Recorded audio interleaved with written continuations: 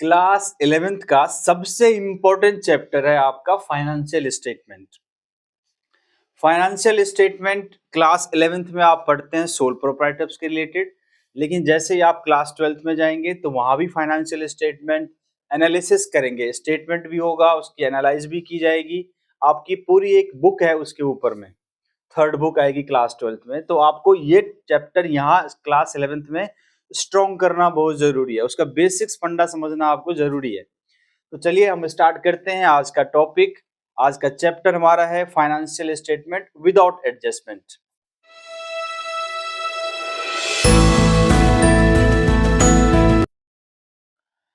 Financial statement क्या चीज होती है? तो जब हम ट्रांजैक्शंस को रिकॉर्ड करते हैं, जब हमारे पास कोई ट्रांजैक्शंस होता है, उसको आप रिकॉर्ड कैसे करते हो? तो उसको रिकॉर्ड करते हैं दो चीजों से। एक तो जाता है सब्सिडरी बुक्स में, सब्सिडरी बुक्स में जैसे आप बनाते हैं sales book, purchase book, cash book, sales return book, purchase return book, bills receivable books, bills payable books.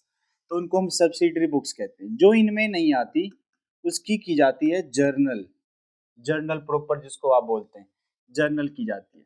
फिर इन दोनों से आगे क्या बनता है हमारा लेजर। इससे क्या बनेगा फिर हमारा लेजर। सब्सिडरी बुक से जो आइटम जाएंगे यहाँ जाएगा, या जर्नल के थ्रू जो जाएगा यहाँ जाएगा। लेजर के बाद आप क्या बनाते हो? लेजर के बाद बनाते हो आप ट्रायल बैलेंस। क्या बनाते हैं मुझसे? Trial balance. और इस ट्रायल बैलेंस को बनाने के बाद, यहाँ तक तो हम पढ़ चुके हैं, उसके बाद की जो चीजें होती हैं तो उसमें क्या क्या बनाना होता है? एक हमको बनाना होता है ट्रेडिंग अकाउंट ट्रायल बैलेंस में से।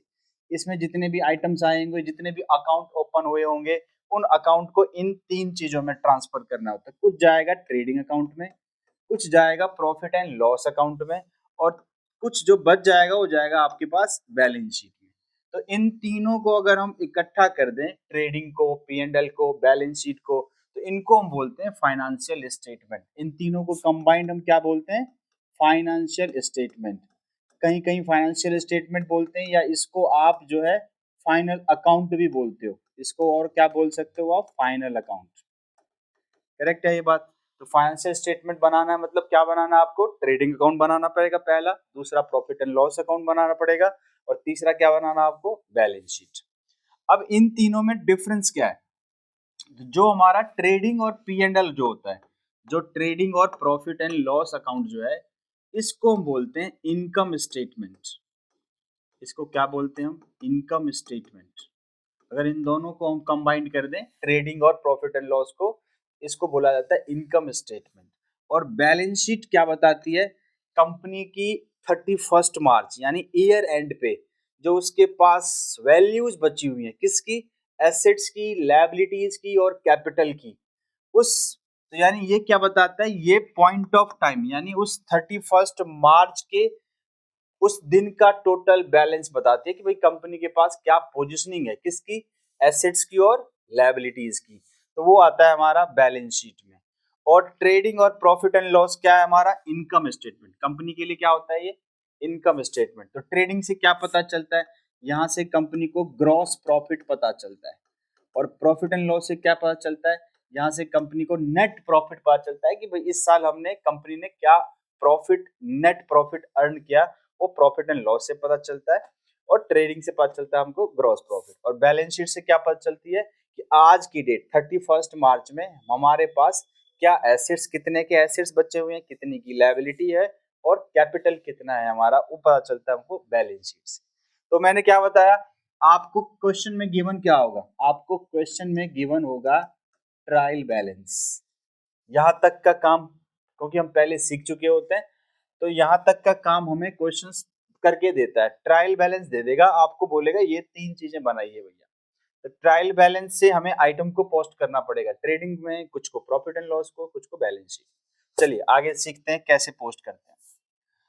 यह है आपके पास ट्रायल बैलेंस। ट्रायल बैलेंस में कुल मिला के यही 5 ही आइटम होते हैं, या तो एक्सपेंस होगा, या इनकम, या एसेट्स, या लायबिलिटी, और या कैपिटल।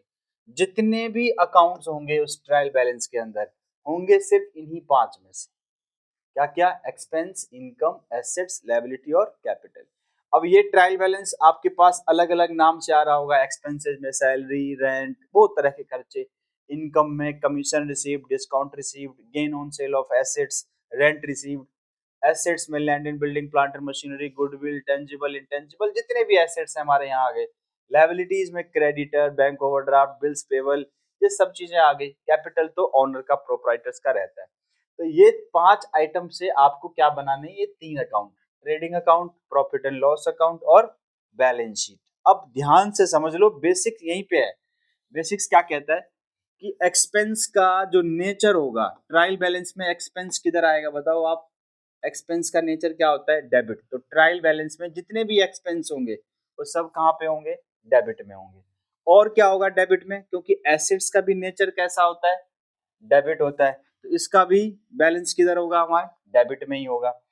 बच गया गया इनकम। इनकम का नेचर कैसा होता है, क्रेडिट, इसलिए उसका बैलेंस किधर आ रहा होगा। जो भी आइटम क्रेडिट साइड लिखे होंगे तो 3 ही चीज हो सकती है, या तो ये या ये या ये। क्रेडिट साइड वाला आइटम या तो इनकम होगा, लायबिलिटी होगी या कैपिटल होगा। और क्या इनकम होती है, क्या लायबिलिटी होती है, क्या कैपिटल होता है, ये आपको पता होगा। तो इनकम, एक्सपेंस कभी भी क्रेडिट साइड में नहीं हो सकता, इनकम कभी डेबिट साइड में नहीं होगा। तो आपने ये ध्यान रखना है कि डेबिट साइड में 2 ही चीजें हो सकती हैं, या तो होगा हमारे पास एक्सपेंस या होंगे हमारे एसेट्स। बहुत इंपॉर्टेंट चीज। और क्रेडिट साइड में 3 चीजें हो सकती हैं, या तो कैपिटल हो सकता है उसका, या कोई लायबिलिटी हो सकती है, या हमारी कोई इनकम हो सकती है। तो ये आपको सबसे इंपॉर्टेंट चीज, तो ट्रायल बैलेंस में, किसी भी ट्रायल बैलेंस में आप फट से बता सकते हैं कि ये एक्सपेंस है, इनकम है। एक्सपेंस है तो क्या है, लायबिलिटी, इनकम, कैपिटल, एसेट्स, ये सब हमको पता है। अच्छा जी, अब बात आता है कि सर इसमें से क्या चीज जाती है ट्रेडिंग अकाउंट में और क्या चीज जाती है हमारे पास बैलेंस शीट या P&L।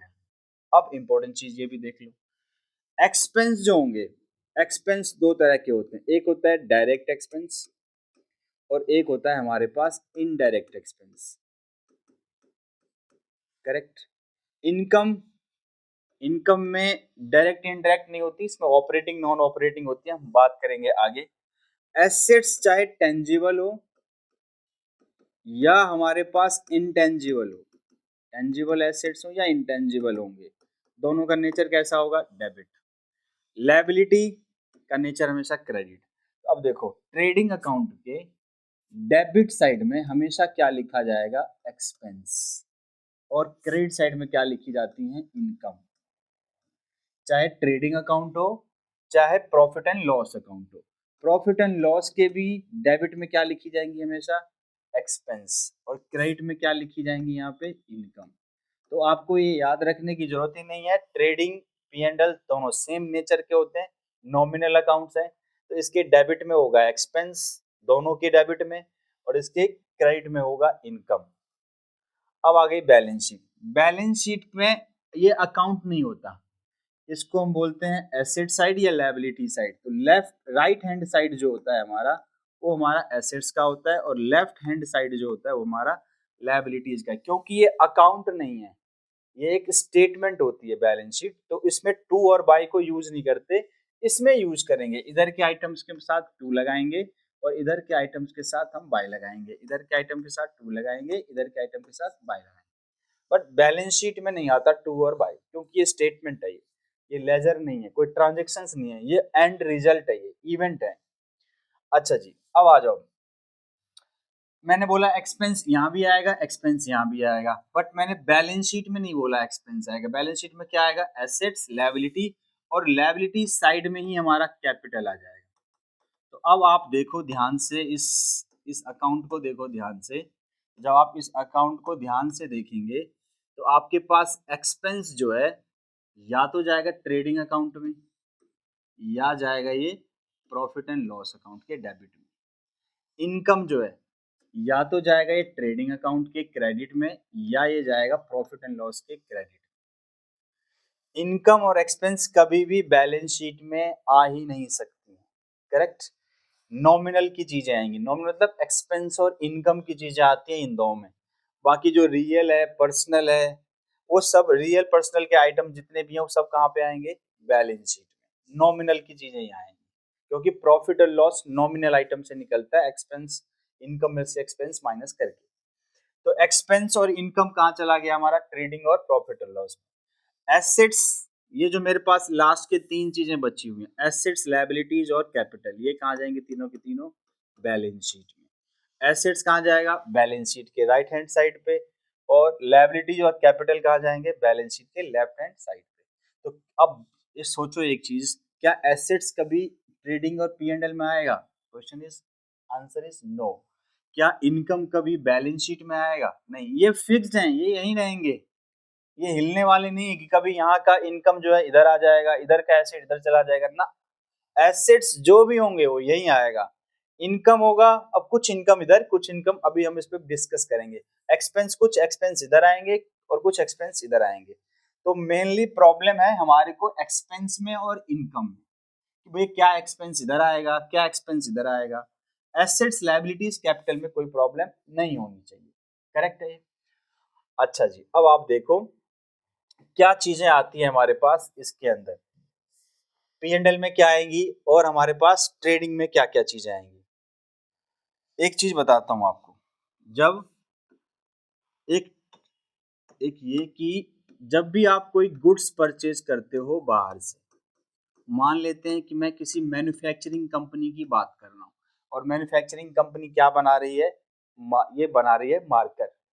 मार्कर को मैन्युफैक्चर करती है, फिर उसको सेल करती है। तो मार्कर बनाने के लिए उसको पहले रॉ मटेरियल परचेज करने होंगे, तो उसने रॉ मटेरियल यहाँ पे परचेज किया। ये कंपनी की गेट है। अब ये गेट के साथ कहाँ खुला, ये गेट, ये खुला गेट फैक्ट्री के अंदर। ये सामान सारा का सारा कहाँ चला गया, बाहर से आया, मार्केट से हमने परचेज किया और फैक्ट्री में चला गया।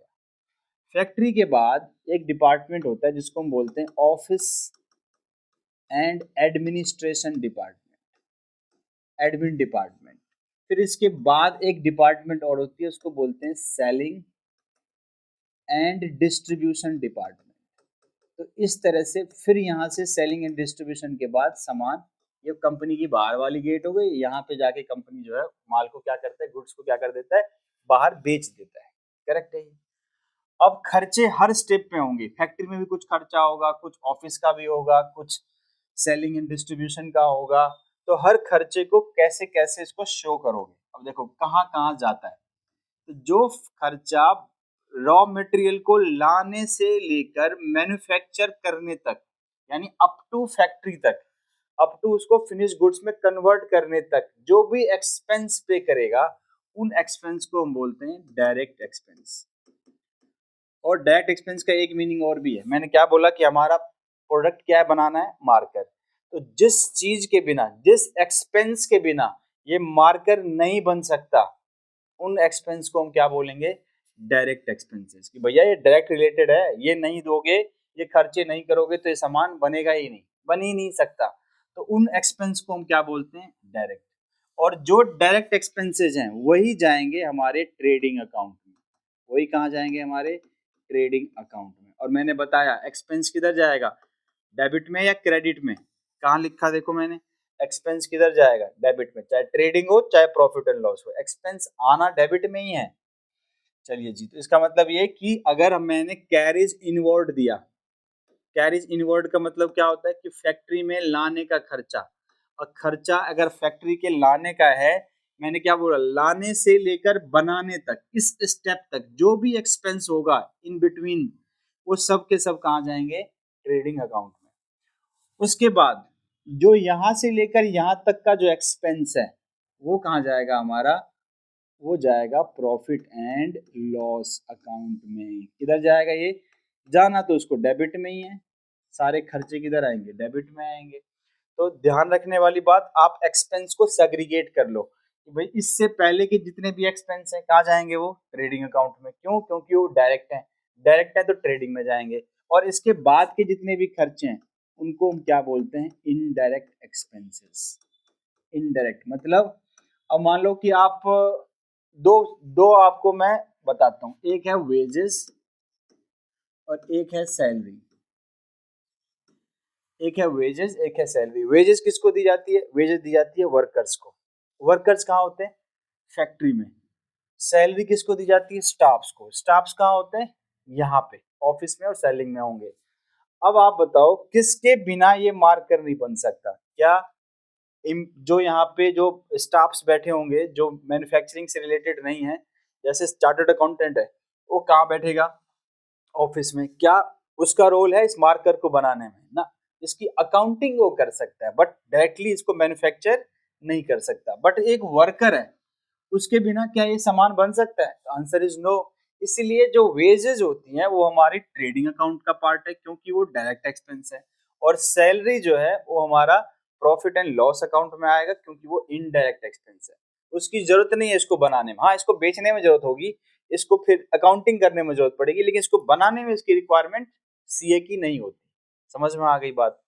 तो वेजेस पार्ट हो गया ट्रेडिंग का, सैलरी पार्ट हो गया प्रॉफिट एंड लॉस का। तो ऐसे ही आप हर एक आइटम को सेग्रीगेट करोगे कि भाई इसमें क्या आएगा, क्या ये इससे रिलेटेड है। अब मैं बोलूं मैन्युफैक्चरिंग एक्सपेंसेस, तो मैन्युफैक्चरिंग एक्सपेंसेस कहाँ आएगा? कोई मैन्युफैक्चरिंग से रिलेटेड है तो कहाँ आएगा? वो ट्रेडिंग अकाउंट में आएगा, मैन्युफैक्चरिंग एक्सपेंसेस। मैं बोलूं कस्टम, इंपोर्ट और एक्सपोर्ट। इंपोर्ट कब देते हैं? जब हम गुड्स को फॉरेन कंट्री से इंडिया में ला रहे होते हैं। तो जब लाने का खर्चा होगा तो कहाँ जाएगा? वो ट्रेडिंग अकाउंट में डायरेक्ट हो गया। अब जब आप उसको बेचोगे, एक्सपोर्ट दोगे, एक्सपोर्ट करोगे किसी और कंट्रीज में, तो हो गया वो आपका सेल करने का expense at the time of sale. तो वो खर्चा कहाँ जाएगा आपका? फिर प्रॉफिट एंड लॉस में इनडायरेक्ट हो गया। तो समझ में आ गया बेसिक्स। कोल, गैस, फ्यूल, ये सब खर्चे कहाँ यूज होते हैं? फैक्ट्री के अंदर। इसलिए सारे खर्चे क्या है हमारे? Direct expenses. इसके बिना मटेरियल नहीं बन सकता। बहुत बढ़िया जी। अब आते हैं हम लोग इस पे आगे जाके ट्रेडिंग अकाउंट के फॉर्मेट पे कि ट्रेडिंग अकाउंट बनाते कैसे हैं। इसका पर्पस है कि इस अकाउंट का पर्पस यही है कि मुझे ग्रॉस प्रॉफिट निकालना है या ग्रॉस लॉस। दोनों में से कोई एक ही आ सकता है, या तो ग्रॉस प्रॉफिट आएगा या ग्रॉस लॉस आएगा। बाद की बात है कैसे निकलता है। देखो, अब ट्रेडिंग अकाउंट में सबसे पहले लिखा जाता है ओपनिंग स्टॉक, कि आपके पास कुछ रॉ मटेरियल पहले से ही होंगे। पिछले साल का जो क्लोजिंग होगा, इस साल का क्या बनेगा? ओपनिंग। यानी ये मटेरियल आपने खरीदा नहीं, ये पहले से ही था। अब ये फैक्ट्री में जा रहा है तो जा रहा है, तो लिख दो। फिर आप कुछ और परचेज करके लाए होगे, परचेज करके लाए होगे तो पहले से जो था उसमें और खर्चा बढ़ गया और मटेरियल चला गया फैक्ट्री के अंदर। फिर कुछ हमने रिटर्न कर दिया, रिटर्न कर दिया मतलब हमने जो सामान मंगाया था उसमें डिफेक्टिव पीस था, तो हमने उसको वापस कर दिया, भैया ले जा। तो रिटर्न आउटवर्ड, इसको वर्ड को ध्यान से देख लो, रिटर्न आउटवर्ड या परचेज रिटर्न, ये दोनों एक ही बात है। रिटर्न आउटवर्ड या परचेज रिटर्न, तो जो भी आ गया उतने से हमारा खर्चा कम हुआ है, वो मटेरियल गया ही नहीं फैक्ट्री में, तो उसको निकाल दो, हटा दो, लेस करके फिर लिखना है हमने बाहर उसको। फिर हमारे पास आता है वेजेस। वेजेस मैंने बताया अभी आपको, वेजेस मतलब जो वर्कर्स को दी जाती है, कहाँ आएगा? ट्रेडिंग अकाउंट में। तो यहाँ के इसके बाद के जितने भी हमारे खर्चे हैं, इन खर्चों को, इन एक्सपेंस को हम बोलते हैं डायरेक्ट एक्सपेंसेस। इनको हम क्या बोलेंगे? Direct expenses. Wages, carriage inward. अब देखो वेजेस है या वेजेस एंड सैलरीज लिखा हुआ है, तो जिस जो नाम पहले आ रहा है उसके हिसाब से उसको हम पुट करेंगे। इसका मतलब ये होता है कि अगर मान लो आपके पास ट्रायल बैलेंस में दिया हुआ है वेजेस एंड सैलरीज और अमाउंट दे दिया 10,000, इसका मतलब ये नहीं कि 5,000 इसका है और 5,000 इसका है ना। इसका मतलब ये कि ज्यादा इस 10,000 में जो प्रोपोर्शनेट अमाउंट, मैक्सिमम जो प्रोपोर्शनेट अमाउंट है वो किसका होगा? वेजेस का होगा। ऐसा मान लो 8,000 इसका होगा, 2,000 इसका होगा, तो बट इसको हम गेस नहीं कर सकते, मैक्सिमम प्रोपोर्शन वेजेस का होगा, इसलिए वेजेस नाम पहले आ रहा है, तो कहाँ आएगा? ये ट्रेडिंग अकाउंट में। और अगर यही चीज होता सैलरी एंड वेजेस, अगर ये सैलरी एंड वेजेस होगा, इसका मतलब जो भी अमाउंट है उसमें मैक्सिमम अमाउंट प्रोपोर्शन किसका होगा? सैलरी का होगा, इसलिए कहाँ चला जाएगा? ये profit and loss account. Correct है ये बात? चलो जी, समझ में आ गई। तो हमारे पास ये सारे खर्चे हो गए, कोल, गैस, फ्यूल, पावर, फैक्ट्री की lighting, manufacturing expenses, import duty, ये सारे हमारे एक्सपेंसेस हैं। और सेल्स, आपने जो सामान बेचा, क्योंकि आपका मेन पर्पस तो यही है ना कि इस मार्कर को बना के बेचूं। इनकम मैक्सिमम तो ऑपरेटिंग इनकम एक सेल भी है, और दो चीजें और होती हैं, डिस्काउंट रिसीव और कमीशन रिसीव। तो जो सेल्स का पार्ट है वो हमारा ट्रेडिंग अकाउंट में ही आएगा। बाय सेल्स, अगर उसमें से जो हमने कुछ सामान भेजा था कस्टमर ने वापस कर दिया तो हम उसको लेस कर देंगे कि भैया हमारा सेल, नेट सेल्स लिखना होता है। अगर मान लो आपने सेल किया 1 लाख रुपए का, बट उसमें से कंपनी ने 10,000 का आपको वापस आ गया, कंपनी को कस्टमर ने वापस भेज दिया, तो यहाँ पे रिकॉर्ड कितना करेंगे आप, ओनली 90,000 रुपीज सेल्स को रिकॉर्ड करोगे। और इधर आता है मेरे पास क्लोजिंग स्टॉक, जो स्टॉक आपके पास यहाँ पे बच गया, क्योंकि बच गया तो फैक्ट्री में यूज नहीं हुआ, यूज नहीं हुआ तो इसको हम खर्चे से क्या कर लेते हैं, माइनस। ये इनकम है, सेल क्या होती है हमारी, इनकम। बट क्लोजिंग स्टॉक क्या करता है, आपने जो एक्सपेंस पे किया था, देखो कैसे बताता हूँ, मैं समझाता हूँ कैसे आया है क्लोजिंग स्टॉक, यहाँ क्यों आता है। मान लो कि अगर आप यहाँ पे ओपनिंग स्टॉक की जो वैल्यू थी वो थी 100 रुपीज, परचेज आप कर लाए 200 का, तो आपके पास मटेरियल कितना गया, फैक्ट्री के अंदर कितना गया इस साल में, 100 रुपए का पिछले साल का गुड्स आ रहा है, 200 रुपए और आपने परचेज करके डाल दिए, तो कितने गए आपके फैक्ट्री में, 300। बट 300 में से आपके पास 50 का स्टॉक अभी बचा हुआ है, 50 रुपीज का, तो नेट एक्सपेंस कितना हुआ आपका, तो नेट एक्सपेंस जो हुआ वो मेरा ओनली 250 रुपीज का। तो जब आप इधर 300 लिखते हो, इधर 50 रुपीज लिखते हो, इसका मतलब आपका ऑटोमेटिक एक्सपेंस जो टोटल मटेरियल रिक्वायरमेंट है कितने पे खर्च हो रहा है, 250 पे, यानी वो एक्सपेंस रिकॉर्ड हो रहा है, इसलिए क्लोजिंग स्टॉक को हम इधर लिखते हैं। समझ में आ गई बात। चलिए ये डायरेक्ट हो गए। अब इसके बाद ट्रेडिंग अकाउंट के बाद जब आप अपने इस इनकम साइड को आप ऐड ऑन करेंगे, भाई इन दोनों को ऐड करोगे, इसकी वैल्यू को और इसकी वैल्यू को, तो टोटल जो आएगा उसमें से इधर के जो टोटल आएंगे खर्चों के टोटल, उन सबको जोड़ के माइनस कर दोगे। अगर इनकम ज्यादा है तो प्रॉफिट हो गया, और अगर इनकम कम हो गया तो आपका लॉस हो जाएगा।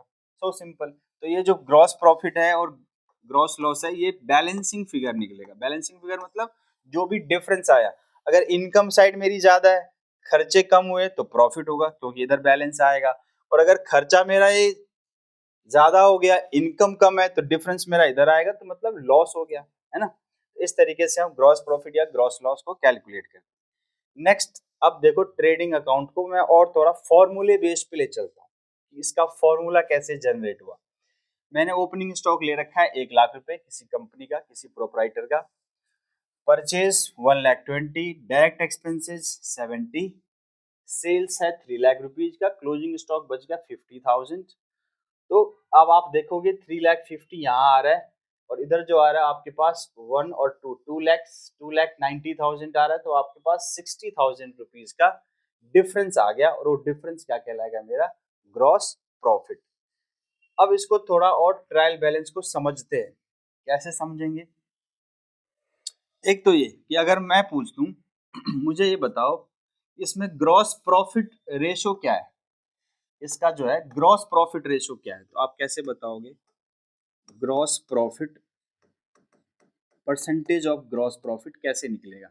इसका फॉर्मूला होता है gross profit divided by sales, net sales, return नहीं है तो मैं इसी को मान लेता हूँ। अब क्योंकि परसेंटेज निकालना है तो इसको हम किससे मल्टीप्लाई करेंगे, 100 से। अब आप चेक कर लो, ग्रॉस प्रॉफिट है आपके पास 60,000, सेल्स है आपके पास 3,00,000 रुपीज का, मल्टीप्लाई करते हैं आप इसको 100 से, तो जब आप इसको सॉल्व करोगे तो ये आ जाएगा आपके पास 20%। तो इससे ये पता चलता है कि कंपनी जितना सेल करती है, अब देखो सेल को, अब इसका 20% निकालो आप, यही आएगा क्योंकि हमने परसेंटेज निकाल लिया। वही जितना भी सेल करेगी उसका 20% उस कंपनी का ग्रॉस मार्जिन है, ग्रॉस प्रॉफिट है। करेक्ट, तो ये हो गया उसका ग्रॉस प्रॉफिट।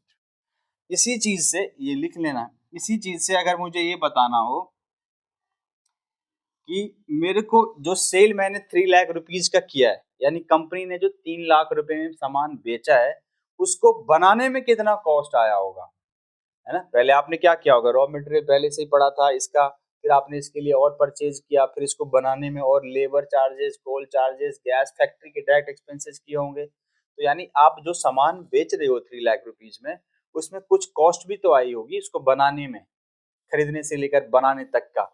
उस कॉस्ट को बोलते हैं हम लोग कॉग्स, COGS। क्या इसका फुल फॉर्म क्या होता है, कॉस्ट ऑफ गुड्स सोल्ड। क्या बोलते हैं इसको, कॉस्ट ऑफ गुड्स सोल्ड।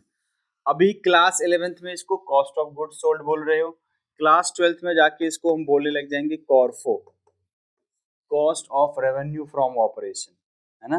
तो ध्यान रखना, जब आप क्लास 12th में बच्चा आता है कह रहा है कॉर्फो क्या चीज है, यही जो कॉग्स है, प्रोप्राइटरशिप में इसको हम कॉग्स बोलते हैं, कंपनीज एक्ट में इसको हम कॉर्फो बोलते हैं, कंपनी इसको कॉर्फो यूज करती है। तो cost of revenue from operation, revenue from operation is sales, ठीक है। तो कॉर्फो और सीओजीएस इसको क्या बोलते हैं, कॉस्ट ऑफ गुड सोल्ड। अब मुझे बताना है कि इस कंपनी को, इस सामान को जो बेच रहा है 3 लाख रुपए में, उसको बनाने में क्या कॉस्ट आई, तो क्या कॉस्ट आई, तो हमें क्या फाइंड करना पड़ेगा, हमें फाइंड करना पड़ेगा उसका COGS, cost of goods sold. इसका फॉर्मूला होता है, लिख लो, opening stock plus net purchase, net purchase plus direct expenses. अब आपको पता चल गया होगा कि डायरेक्ट एक्सपेंसेस किसको कहते हैं, माइनस में क्लोजिंग स्टॉक, माइनस में क्लोजिंग स्टॉक। तो अब देखो ओपनिंग स्टॉक आपके पास कितना है, 1 लाख रुपए का। नेट परचेज मतलब परचेज माइनस रिटर्न, तो हमारे पास रिटर्न है नहीं, तो पूरा का पूरा नेट परचेज है 1,20,000। उसमें आप ऐड करेंगे डायरेक्ट एक्सपेंसेस, कितने का है मेरे पास 70,000। उसमें से माइनस करोगे क्लोजिंग स्टॉक, कितने का है मेरे पास 50,000। तो जब आप इसको सॉल्व करोगे तो आपके पास जो आंसर आएगा वो आएगा 2,40,000 रुपीज। जब आप इसको सॉल्व करेंगे तो आपके पास आंसर आएगा 2,40,000 रुपीज। 1 लाख प्लस 1 लाख तो 2,20,000 प्लस 70,000 माइनस 50,000, ये अमाउंट आ जाएगा आपके पास 2,40,000 रुपीज का। यानी ये समझ में आया। अब देखो इसको और ध्यान से पढ़ो, इसको ट्रायल बैलेंस को, ट्रेडिंग अकाउंट को और ध्यान से देखो। तो जो आप सामान बेच रहे हैं उसको बनाने में उसकी कॉस्ट कितनी निकल के आई, 2,40,000। तो मुझे बताओ आपको कॉस्ट इतने का पड़ा, बेच इतने में रहे हो, तो प्रॉफिट कितने का हुआ, तो भाई सेल में से कॉस्ट को माइनस कर देंगे, 3 लाख माइनस 2,40,000 कितना आएगा 60,000। देखो ये 60,000 यही तो है जो आपके पास ग्रॉस प्रॉफिट आया हुआ है। समझ में आ गया कि सेल अगर 3 लाख की है और इस 3 लाख की चीज को बनाने में जो कंपनी को कॉस्ट आया है वो आया है 2,40,000, इसको बोलते हैं हम कॉक्स। अब इस सेल में से कॉक्स को आप सीओजीएस को माइनस कर दोगे तो आपके पास जो प्रॉफिट आएगा 60, वही 60 हमारा ग्रॉस प्रॉफिट है।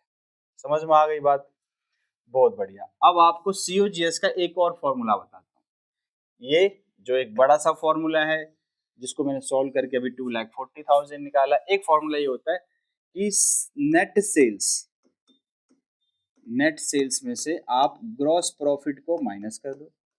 अगर आपके पास ग्रॉस प्रॉफिट पता है, नेट सेल्स पता है, तो भी तो देखो 240 निकल के आएगा। देखो 3 लाख माइनस में 60,000, अगेन आपके पास जो उसकी स्टॉक्स आ गई, कितनी आ गई। तो ये दो फॉर्मूले बहुत इंपॉर्टेंट है क्लास 11th के लिए भी और क्लास 12th के लिए भी। कभी बार ये लगाना होगा, अगर मान ले आपके पास से ग्रॉस प्रॉफिट की इंफॉर्मेशन नहीं है, इसकी इंफॉर्मेशन है, तो फिर इसको यूज करके लगाऊंगा। और अगर मुझे ये दोनों चीज गिवन है तो मैं इतना बड़ा फॉर्मूला लगाने से बेहतर है कि नेट सेल्स में से ग्रॉस प्रॉफिट माइनस करूंगा, हमारा आंसर आ जाएगा। आई होप कि आपको बात समझ में आ गई कि क्या होता है सीओजीएस, क्या होता है नेट सेल्स, क्या है ग्रॉस प्रॉफिट, क्या है कॉक्स, क्या है। करेक्ट। एक फॉर्मूला और है, एक फॉर्मूला होता है जिसको हम बोलते हैं एडजस्टेड परचेज, जिसको हम क्या बोलते हैं एडजस्टेड परचेज। कई बार आप क्वेश्चन में देखोगे लिखा हुआ एडजस्टेड परचेज। एडजस्टेड परचेज कुछ नहीं है, उसका दूसरा नाम बताऊं क्या होता है, इसका नाम होता है एक मटेरियल कंज्यूम्ड। मटेरियल कंज्यूम्ड, भाई कंपनी ने रॉ मटेरियल कितना कंज्यूम किया, रॉ मटेरियल, सिर्फ रॉ मटेरियल की बात कर रहा है, बाकी एक्सपेंस की बात नहीं कर रहा, only material, raw material of goods. तो मुझे बताओ इसने कितना यूज किया, इस एग्जांपल में उसने कितना यूज किया। मटेरियल, मटेरियल की बात करें, ओपनिंग स्टॉक ये रॉ मटेरियल का ही था, परचेज ये रॉ मटेरियल ही हुआ, बाकी तो ये हमारे एक्सपेंस हो गए। फिर क्लोजिंग स्टॉक ये भी किसका होता है, रॉ मटेरियल का होता है। तो कितना यूज किया, 1 लाख प्लस 1 लाख, 1 लाख पहले से ही था, 1,20,000 का और ले आई, तो कितना हो गया ये हो गया 2,20,000। फिर कितना अभी भी बचा हुआ उसके पास 50,000, तो इसमें से 50,000 क्या कर दोगे माइनस, तो 1,70,000 जो है आपका वो आ गया एडजस्टेड परचेज, एडजस्टेड परचेज, तो 170। तो क्या बना फॉर्मूला इसका, opening stock plus purchase minus closing, ये इसका फॉर्मूला है एडजस्टेड परचेज का। Opening stock plus net purchase minus में क्लोजिंग स्टॉक। तो इसका मतलब ओपनिंग में सिर्फ मटेरियल की बात कर रहे हैं, और सीओजीएस में किसकी बात कर रहे थे, मटेरियल के साथ साथ इस एक्सपेंस की भी बात कर रहे थे। अगर एडजस्टेड परचेज में डायरेक्ट एक्सपेंसेस जोड़ दोगे तो भी सीओजीएस निकल के आ जाएगा। अब देख लो, इसको हम चेक कर लेते हैं। सीओजीएस का एक और फॉर्मूला बन गया आपके पास, क्या निकल के आया, एडजस्टेड परचेज, एडजस्टेड परचेज में अब क्या, क्योंकि मटेरियल सारा हमने यहाँ ले लिया, अब उसमें और क्या ऐड कर दें, सिर्फ बाकी के खर्चे जो कि क्या कहलाते हैं, डायरेक्ट एक्सपेंसेस कहलाते हैं। तो एडजस्टेड परचेज कितने का निकल के आया मेरे पास, कितना निकल के आया था, यहाँ सॉरी 1,70,000, और डायरेक्ट एक्सपेंसेस कितने थे हमारे पास 70। अगर आप इसमें 70,000 जोड़ दें तो देखो फिर से आपके पास 2,40,000 ही आ गया। तो तीन फॉर्मूले हो गए, एक एक ये हो गया, एक ये हो गया, और एक आपका adjusted purchase plus direct expenses, ये भी हमारा सीओजीएस का ही फॉर्मूला होता है। तो सिर्फ एडजस्टेड परचेज, अब देखो अगर आपने एडजस्टेड परचेज निकाल लिया तो क्या उस क्वेश्चन में अगर मुझे एडजस्टेड परचेज भी गिवन है, ओपनिंग स्टॉक भी गिवन है, परचेज भी गिवन है, क्लोजिंग स्टॉक भी गिवन है, तो क्या एडजस्टेड परचेज जब मैं लिखूंगा ट्रेडिंग अकाउंट में इन तीनों को लिखने की जरूरत पड़ेगी क्या, ना, क्योंकि इन तीनों का समरी ही तो एडजस्टेड परचेज होता है। तो अगर आप ध्यान रखना कि किसी किसी क्वेश्चन में एडजस्टेड परचेज भी दिया होगा, क्लोजिंग भी दिया होगा, तो धोखा है वो, क्योंकि उस क्लोजिंग स्टॉक को हम कंसीडर नहीं करेंगे या नहीं लिखेंगे उसको।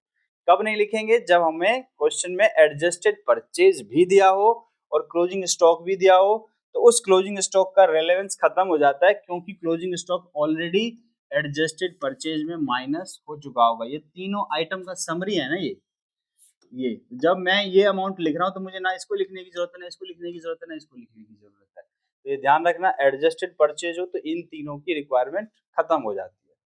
तो ये हमारा पूरा का पूरा ट्रेडिंग अकाउंट था, कैसे हम सीओजीएस कैलकुलेट करते हैं, सीओजीएस क्या होता है, सेल्स, ग्रॉस प्रॉफिट, ये सब चीजें हम सीख चुके हैं। अब आते हैं हम अगले स्टेप पे जो हमारा है प्रॉफिट एंड लॉस का। उससे पहले कुछ चीजें हैं आपके पास ट्रेडिंग अकाउंट से रिलेटेड, तो कैसे निकालते हैं। अब देखो आपके पास एडजस्टेड परचेज गिवन है, इस बार गिवन है, एडजस्टेड परचेज गिवन है, सेल्स गिवन है, फ्रेट इनवर्ड मतलब फ्रेट कैरीज इनवर्ड, गुड्स को फैक्ट्री में लाने का खर्चा, it is a part of direct expenses, ये डायरेक्ट एक्सपेंसेस है।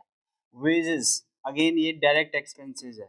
क्लोजिंग तो क्लोजिंग ही होगा। अब आपको देखो एडजस्टेड परचेज गिवन है तो इसकी रिक्वायरमेंट है ना, क्योंकि इसमें ऑलरेडी ये माइनस हो चुका होगा। आपसे पूछ रहा है प्रिपेयर ट्रेडिंग अकाउंट, तो मैं अगर ट्रेडिंग अकाउंट बनाऊंगा, इसका ट्रेडिंग अकाउंट बनाऊंगा तो देखो कैसे, इधर लिख दिया मैंने ओपनिंग परचेज क्लोजिंग सबको हटा के यहाँ लिख दूंगा मैं एडजस्टेड परचेज, एडजस्टेड परचेज, और अमाउंट लिख दिया मैंने यहाँ पे 11 लाख, 11 लाख रुपीस। उसके बाद सेल्स किधर लिखेंगे हम, इधर बाय सेल्स, रिटर्न है ही नहीं तो टोटल अमाउंट 12,50,000 हम इधर लिखेंगे। क्लोजिंग स्टॉक लिखोगे क्या, यहाँ पे हम क्लोजिंग स्टॉक लिखेंगे, क्लोजिंग स्टॉक हम यहाँ पे नहीं लिखेंगे। क्यों नहीं लिखेंगे, क्योंकि ऑलरेडी एडजस्टेड परचेज हम यहाँ पे लिख चुके हैं। फिर क्या आएगा यहाँ पे, फ्रेट इनवर्ड, क्योंकि ये एक्सपेंस तो लेना है हमको, डायरेक्ट एक्सपेंसेस, कितने का है ये 6,000। फिर आपके पास आ गया वेजेस, तो आप यहाँ पे कितना लिखोगे, वेजेस कितना लिखोगे 14,000 रुपीज। क्लोजिंग स्टॉक लिखना ही नहीं, तो आप चेक कर लो, अगर इधर डिफरेंस आ रहा है तो डिफरेंस को हम क्या बोलेंगे, ग्रॉस प्रॉफिट, क्या बोलेंगे इसको, ग्रॉस प्रॉफिट।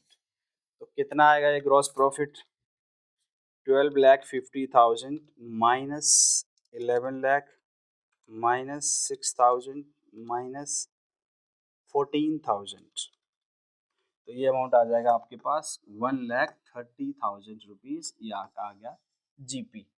और जैसे जीपी निकल गया, आप इसका सीओजीएस भी निकाल सकते हो, सब कुछ निकाल सकते हो फॉर्मूले से, आप आराम से इस चीज को सॉल्व कर सकते हो। करेक्ट।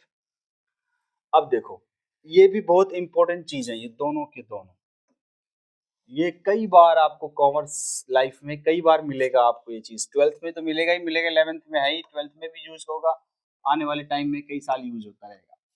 और देखो यहाँ पे ध्यान रखना है, क्या दे रखा है, नेट सेल्स दी हुई है कंपनी की 12 lakh rupees, if gross profit is 20% on sales. अब आपको पता होना चाहिए, मैंने बताया था कि ग्रॉस प्रॉफिट हमेशा, अच्छा रब कर दिया, ग्रॉस प्रॉफिट हमेशा किस पे होता है, सेल्स पे ही होता है। तो अगर वो कुछ भी नहीं कहता तो हम मानते सेल्स पे ही है, लेकिन उसने लिख दिया सेल्स, तो ठीक है भैया। ग्रॉस प्रॉफिट 20% ऑन सेल्स है, आपसे कह रहा है find the cost of goods sold. अब आपको सीओजीएस का फॉर्मूला तो पता है, क्या यहाँ पे opening stock, purchase, direct expenses minus closing stock लग सकता है? आंसर इज नो, क्योंकि उसकी इंफॉर्मेशन मेरे पास नहीं है। तो लग क्या सकता है यहाँ पे, यहाँ लग सकता है नेट सेल्स माइनस में ग्रॉस प्रॉफिट, लगाम सिर्फ यही सकते हैं, यहाँ पे यही फॉर्मूला अप्लाई हो सकता है, नेट सेल्स माइनस में ग्रॉस प्रॉफिट, क्योंकि बाकी की इंफॉर्मेशन नहीं है हमारे पास।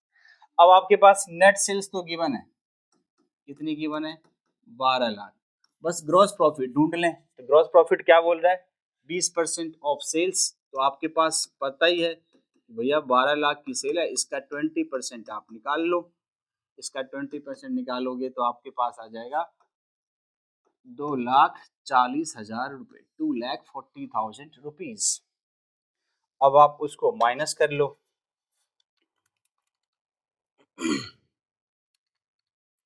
तो इसमें से आप ग्रॉस प्रॉफिट पता चल गया, यहाँ पे लिखेंगे आप 2,40,000 रुपीज, इसमें से इसको लेस कर लो, तो 12 लाख माइनस में 2,40,000 रुपीज, इट विल कम 9,60,000, ये आपका कहलाएगा cost of goods sold, COGS. तो यही हमको फाइंड करना था।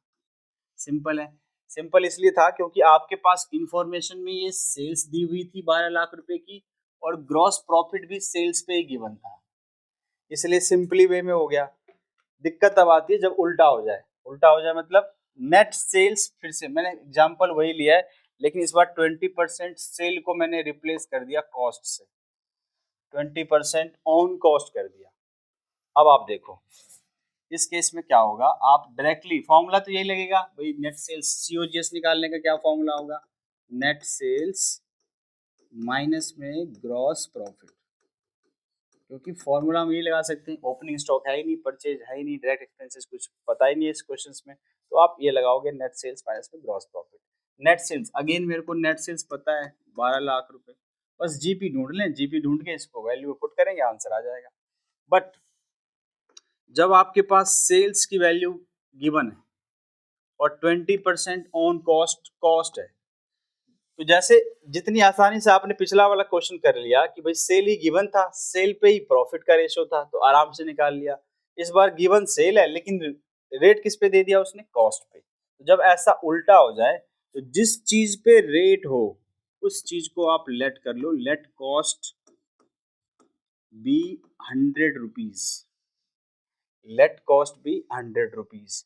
तो अगर आपने कॉस्ट को 100 मान लिया, तो कॉस्ट का 20% क्या है, वो ग्रॉस प्रॉफिट, तो इसका 100 का 20% कितना हो गया, 20 रुपीज, तो जीपी कितना हो गया, 20 रुपीज। तो कॉस्ट पता है, जीपी पता है, तो क्या निकल के आया मेरे पास, सेल्स, तो कॉस्ट प्लस जीपी सेल होता है, 120 रुपये हो गया। तो इसका मतलब ये है कि अगर 100 रुपीज की चीज को आप बेचते हो तो ग्रॉस प्रॉफिट कितना होता है, 20। तो मुझे बताओ 12 लाख की जो टोटल सेल है मेरे पास, या 120 की सेल करते हो तो प्रॉफिट कितना होता है आपके पास, 20। अब देखो कैसे करेंगे, यूनिटरी मेथड लगाऊंगा मैं, बचपन में आप पढ़ते थे है ना, कि अगर सेल 120 रुपीज का है तो बताओ जीपी कितना आया था उस पर, 20 रुपीज, 120 पे कितने का जीपी है, 20। अगर सेल 1 रुपीज का है तो जीपी कितना होगा, 20 बाय 120 रुपीज। और अगर सेल मेरे पास 12 लाख रुपीज का है तो जीपी कितना होगा, 20 बाय 120 मल्टीप्लाई बाय 12 लाख, है ना। आप इससे इसको आप डिवाइड करेंगे तो ये हो जाएगा 0 से ये गया 6, 6 2 जा 12, 2 लाख रुपीज का आपके पास जीपी आ जाएगा। आपके पास ग्रॉस प्रॉफिट कितना आ जाएगा? 2 लाख रुपए। ठीक है, अब मेरे पास 2 लाख आ गया, यहाँ से जीपी में पुट करूंगा 2 लाख, तो मुझे बताओ सीओजीएस क्या निकल के आएगा मेरे पास? 10 लाख। इस तरीके से हमारा कॉस्ट ऑफ गुड्स सोल्ड कितना आ रहा है? 10 लाख, वहां पे 9 लाख 60 था, है ना। अब एक बार चेक कर लेते हैं कि क्या जो हमने निकाला है वो ठीक निकाला है क्या। आप बताओ, आपके पास अब तो सीओजीएस पता चल गया ना, कितने का सीओजीएस? 10 लाख का। एक बार वेरीफाई कर लेते हैं क्या हमारा आंसर ठीक आ रहा है कि नहीं। तो अब तो मुझे पता चल गया कि सीओजीएस कितनी है? 10 लाख। अब 20% किस पे कह रहा था वो? कॉस्ट पे। कॉस्ट ही पता है, कॉस्ट पे ही 20%। अब तो 10 लाख का 20% कितना हो जाएगा? 2 लाख रुपीज। 10 लाख का 20% निकालोगे तो कितना आएगा?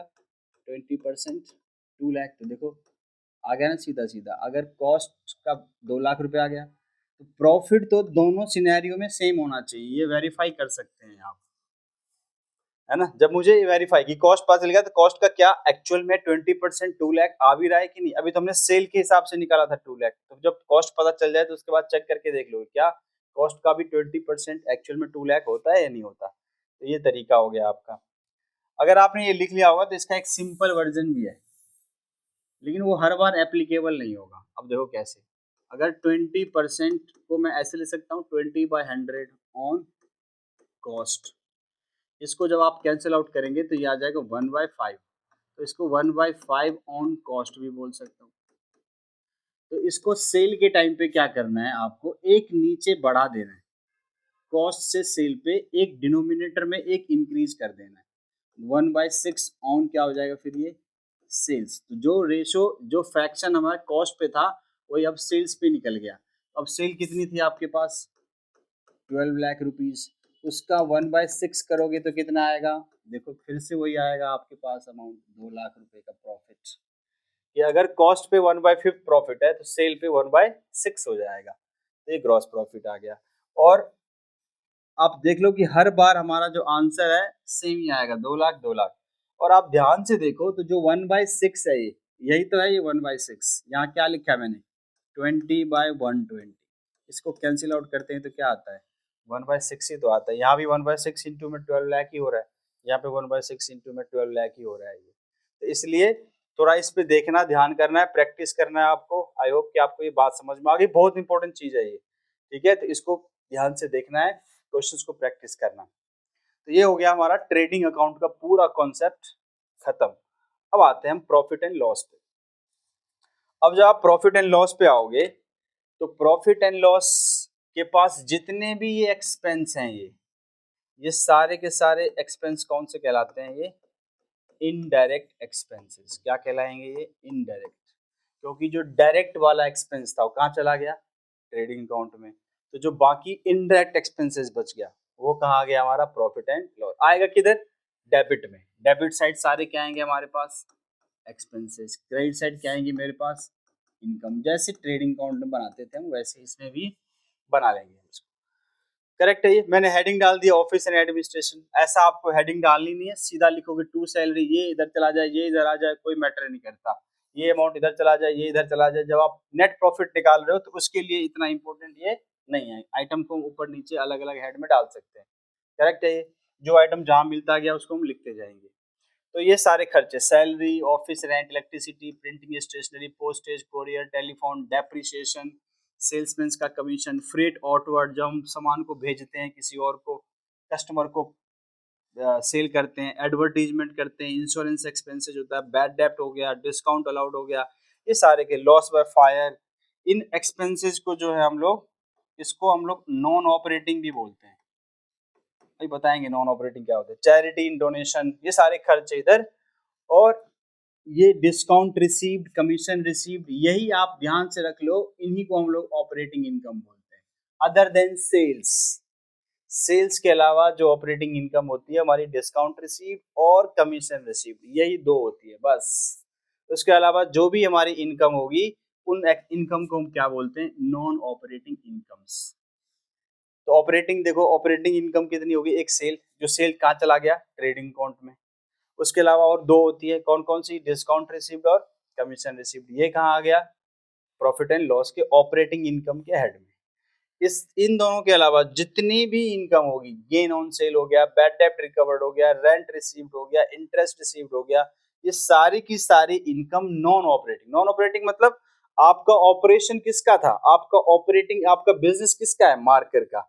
इससे रिलेटेड इनकम तीन ही हो सकती है, इसको सेल करके, इस पे डिस्काउंट मिल जाए या कमीशन मिल जाए बेचने पे वो, और इसके अलावा आपको रेंट मिल रहा है, तो क्या रेंट इसकी इनकम है, इससे बेच के हुआ है, नहीं हुआ है। तो ये जो इनकम होती है इससे डायरेक्टली रिलेटेड नहीं होती, उसको बोलते हैं नॉन ऑपरेटिंग इनकम्स। करेक्ट है ये। तो operating income, non operating income ध्यान रखना है। इसी तरीके से मेरे बच्चे, P&L में आपके पास एक्सपेंस भी दो तरह के होते हैं, कुछ खर्चे होते हैं हमारे ऑपरेटिंग के और कुछ खर्चे होते हैं हमारे non operating, non operating expense. तो अब ध्यान से देख लो, ऑपरेटिंग इनकम की बात हो गई, नॉन ऑपरेटिंग की बात, एक्सपेंस की बात। जो भी एक्सपेंस ऑफिस और एडमिनिस्ट्रेशन और सेलिंग एंड डिस्ट्रीब्यूशन का है, ये दोनों खर्चे ऑपरेटिंग एक्सपेंस के पार्ट होते हैं। इनडायरेक्ट तो हैं बट ये ऑपरेटिंग भी है। ऑपरेटिंग एक्सपेंस को थोड़ा सा मैं अगर और डिटेल में जाऊं, देखो ऐसे मैंने क्या बताया कि ये फैक्ट्री है, ये फैक्ट्री का हो गया। इसके बाद आप गए ऑफिस में, ऑफिस एंड एडमिनिस्ट्रेशन डिपार्टमेंट में गए। फिर उसके बाद आ गया आपके पास सेलिंग एंड डिस्ट्रीब्यूशन का आ गया। फिर आप यहाँ से सामान को बाहर बेच देते हो, ठीक है। फिर यहाँ से सामान को आप बाहर बेच देते हो। अब देखो ध्यान से, अब क्या होता है कि जो यहाँ का खर्चा है उसको हम क्या बोलते हैं, डायरेक्ट एक्सपेंस। और इधर के खर्चे को क्या बोलते हैं हम लोग, इनडायरेक्ट एक्सपेंस। अब थोड़ा सा और एडवांस में चलते हैं, और एडवांस में जाएंगे तो ऑपरेटिंग जो होता है, डायरेक्ट तो पूरा का पूरा ऑपरेटिंग है, कुछ इनडायरेक्ट में भी हमारा ऑपरेटिंग होता है। तो ऑपरेटिंग जो है इनडायरेक्ट का भी कुछ पार्ट होता है, बस ये जो पार्ट बच गया ये हमारा कहलाता है non operating expense, non operating expense. तो देखो डायरेक्ट तो पूरा का पूरा ऑपरेटिंग है, साथ में P&L के भी ये वाले जो पार्ट हैं ये हमारे profit and loss indirect expense का पार्ट होता है, बट ये होता ऑपरेटिंग भी होता है ये। करेक्ट है। तो इधर के खर्चे जो हो गए वो तो है ही ऑपरेटिंग, प्रॉफिट एंड लॉस में भी ये वाले जो पार्ट है ये हमारे ऑपरेटिंग। ये क्या क्या पार्ट है, तो ये यही है, ऑफिस के खर्चे और सेलिंग के खर्चे, ये जो है हमारे ऑपरेटिंग के पार्ट है। ये जो loss on loss by fire है, ये जो है हमारा नॉन ऑपरेटिंग, क्योंकि ये बिजनेस का खर्चा नहीं है, आग लग गया उससे नुकसान हो गया तो हमारा नॉन ऑपरेटिंग है। चैरिटी कर रहे हो, डोनेशन दे रहे हो, वो आपका नॉन ऑपरेटिंग है। इसमें एक मैं बता देता हूँ, इंटरेस्ट अगर हम पे कर देते हैं, इंटरेस्ट जब आपने लोन लिया है बैंक से उस पर आप इंटरेस्ट पे करते हो, तो वो भी हमारा नॉन ऑपरेटिंग एक्सपेंस होता है। तो समझ में आ गई होगी नॉन ऑपरेटिंग क्या होता है, ऑपरेटिंग क्या होता है, ऑपरेटिंग इनकम क्या होती है, नॉन ऑपरेटिंग इनकम क्या होती है। तो जब ट्रेडिंग अकाउंट के बाद, जो ट्रेडिंग अकाउंट का रिजल्ट क्या आया था हमारे पास, देखो ट्रेडिंग अकाउंट हम क्यों बनाते हैं, ताकि हमको क्या पता चले यहाँ से, ग्रॉस प्रॉफिट। अब इस ग्रॉस प्रॉफिट के बाद P&L बनाते हैं, तो प्रॉफिट एंड लॉस को उल्टा, अगर जीपी इधर आया है ट्रेडिंग अकाउंट में तो इधर से इधर ट्रांसफर होता है, तो जीपी इधर, ग्रॉस लॉस होता है तो इधर से इधर जाता है। उस ग्रॉस प्रॉफिट में और इनकम जोड़ देंगे, फिर और इनडायरेक्ट खर्चे माइनस कर देंगे, तो जो हमारा एंड रिजल्ट आएगा उसको क्या बोलते हैं हम लोग, नेट प्रॉफिट। अब ये नेट प्रॉफिट कहा जाता है, इसका है ये लास्ट में बैलेंस शीट के कैपिटल में ऐड ऑन हो जाता है, क्योंकि प्रॉफिट तो मेरा है, प्रोप्राइटर का है, तो जो कैपिटल उसका होगा उसमें और प्रॉफिट ऐड करके कैपिटल उसकी बढ़ जाती है। तो ये हो गया हमारा प्रॉफिट एंड लॉस का पूरा फॉर्मेट। अब ये भी बहुत इंपॉर्टेंट चीज है, ये क्लास 12th में जब आप कैश फ्लो स्टेटमेंट पढ़ोगे फिर से वहां पे आपकी इसकी जरूरत पड़ेगी। कई बार क्वेश्चन में लिखा होता है कि ऑपरेटिंग प्रॉफिट कैलकुलेट करो भैया, तो अभी हमने क्या सीखा कि प्रॉफिट एंड लॉस अकाउंट में एंड में जो रिजल्ट आता है वो नेट प्रॉफिट आता है। स्टार्ट कहाँ से होता है ये? ग्रॉस प्रॉफिट से। लेकिन इसके बीच में एक और प्रॉफिट निकलता है, उसको हम क्या बोलते हैं? Operating profit. उसको क्या बोलेंगे हम? ऑपरेटिंग। तो लाइन मत डालना, बस पार्ट को डिवाइड करने के लिए पर्पज से बता दिया। तो ऑपरेटिंग इस जीपी और नेट के बीच में निकलेगा, निकलेगा ना। जैसे मैंने बताया, तो जीपी तो यहाँ निकल गया मेरा, यहाँ क्या निकलेगा मेरा? Net profit. तो इसके बीच में तो निकलेगा मेरा ऑपरेटिंग प्रॉफिट, इसके और इसके बीच में। तो ये हमारा आ गया ऑपरेटिंग प्रॉफिट, यहाँ कैलकुलेट होता है। तो कैसे करोगे ऑपरेटिंग प्रॉफिट, कैसे निकालेंगे? तो जो हमारा ग्रॉस प्रॉफिट ट्रेडिंग अकाउंट से उठ के आया वो यहाँ लिख लिया, उसमें ऑपरेटिंग इनकम कौन कौन सी? डिस्काउंट रिसीव्ड और कमीशन रिसीव्ड यहाँ लिख दिया। ऑपरेटिंग एक्सपेंस कहाँ तक के? ऑफिस और एडमिनिस्ट्रेशन वाले, सेलिंग खर्चे, ये सारे लिख दिए यहाँ पे। तो जो इन दोनों को प्लस करके ये माइनस करके जो अमाउंट आ जाएगा वो आपका क्या कहलाएगा? Operating profit. अब उसी ऑपरेटिंग के बाद आगे नेट प्रॉफिट निकालना है। तो जैसे जीपी को हम ट्रेडिंग अकाउंट से यहाँ ला रहे थे, वैसे ऑपरेटिंग को भी यहाँ से यहाँ ले आएंगे। उसमें फिर हम क्या जोड़ देंगे?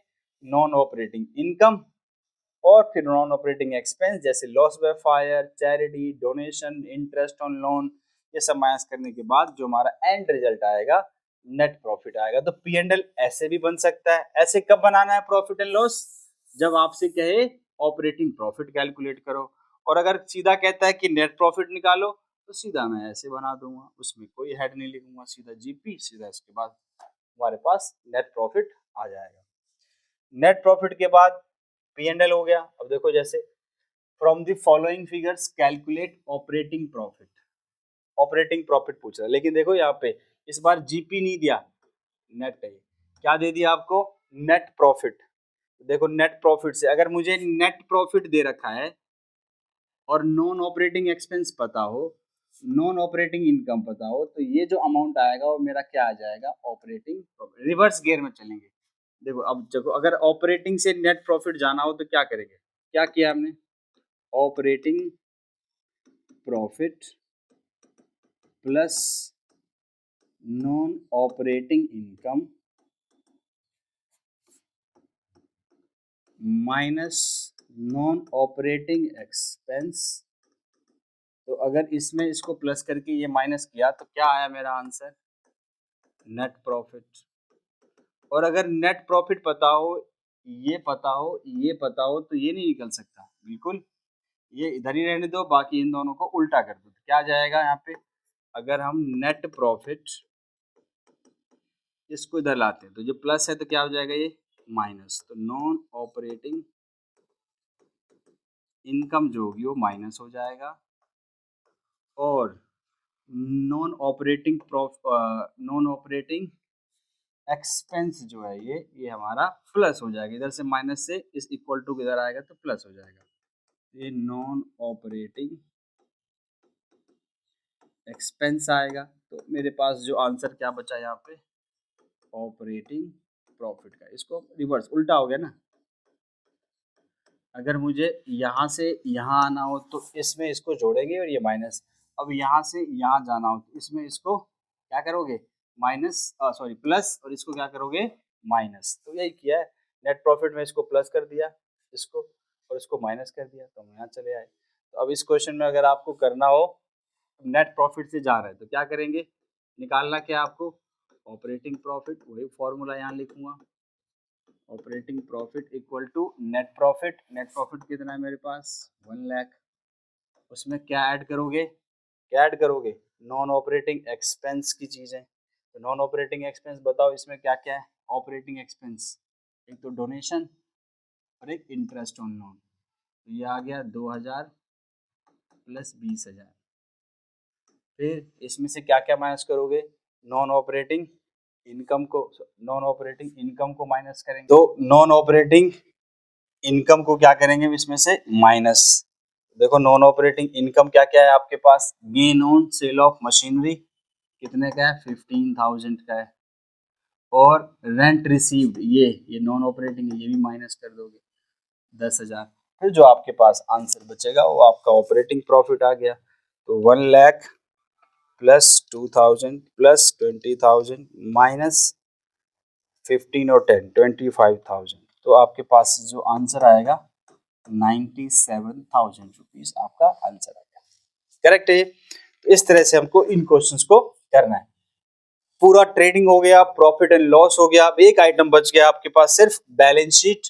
बैलेंस शीट में मैंने बताया था कि जो ट्रायल बैलेंस में आपके पास आइटम गिवन होंगे 5 एसेट्स, लायबिलिटी और कैपिटल, बैलेंस शीट में आएगा। इनकम, एक्सपेंस, ट्रेडिंग और P&L में जाएंगे। तो अब जो भी हमारे पास एसेट्स बचे हुए हैं, सारे के सारे एसेट्स इधर लिख दोगे और सारी की सारी कैपिटल जो ट्रायल बैलेंस में गिवन होगी।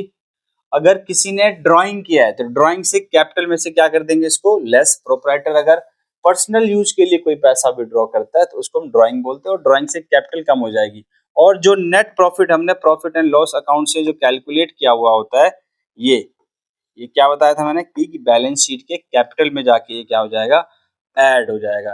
तो लेस प्रॉफिट, ये लेस जो है गलत है, ये ऐड होगा। नेट प्रॉफिट कैपिटल में क्या हो जाएगा आपका, ऐड हो जाएगा।